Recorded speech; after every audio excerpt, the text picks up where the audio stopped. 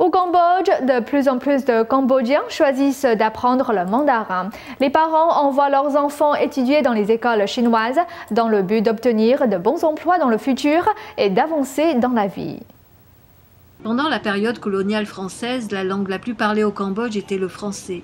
Ensuite, l'anglais a dominé.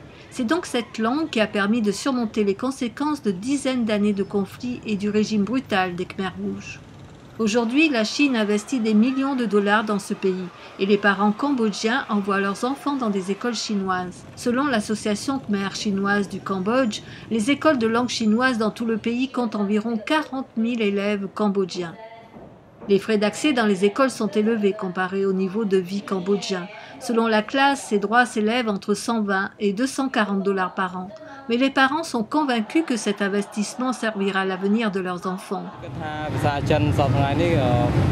Je pense que le mandarin est très important aujourd'hui, surtout pour les affaires. Et dans le futur, la Chine deviendra la première économie mondiale.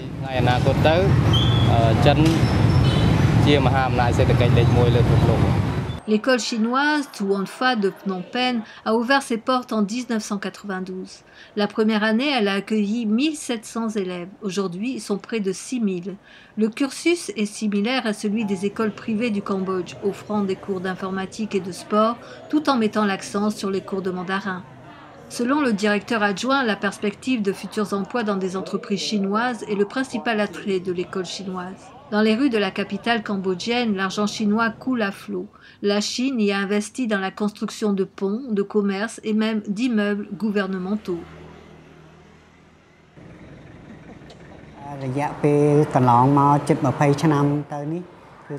J'ai remarqué que ces 20 dernières années, il y a beaucoup d'investisseurs de Chine, de Malaisie, de Hong Kong, de Taïwan, de Singapour. La plupart d'entre eux parlent mandarin. Si les étudiants peuvent parler mandarin, ce sera plus facile pour eux de trouver un travail. Et pour ceux qui ne peuvent pas s'inscrire dans les écoles chinoises à plein temps, d'autres options d'enseignement sont disponibles. Cette rue de Phnom Penh était réputée pour ses cours d'anglais. Les magasins alternaient avec les écoles, offrant des cours de langue et principalement d'anglais pour ceux qui espéraient travailler pour des ONG ou trouver un emploi dans l'industrie du tourisme. Mais aujourd'hui, la plupart de ces académies proposent des cours de mandarin comme langue principale. J'étudie la finance à l'université et je pense que beaucoup de banques ont besoin de personnel qui parle mandarin et l'économie chinoise va devenir numéro 1 dans le monde. Donc en étudiant le mandarin, j'ai de meilleures chances de trouver un emploi.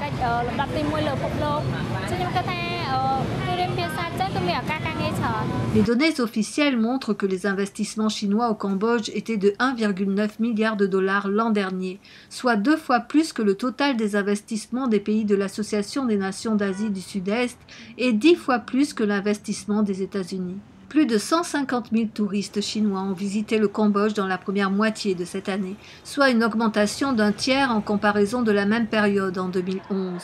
L'industrie du tourisme cambodgienne espère recevoir 1 million de touristes d'ici 2020.